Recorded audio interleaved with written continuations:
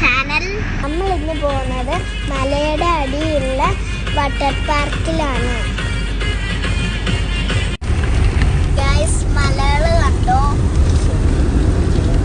കാറുകളും ഒക്കെ പോകുന്നുണ്ട്.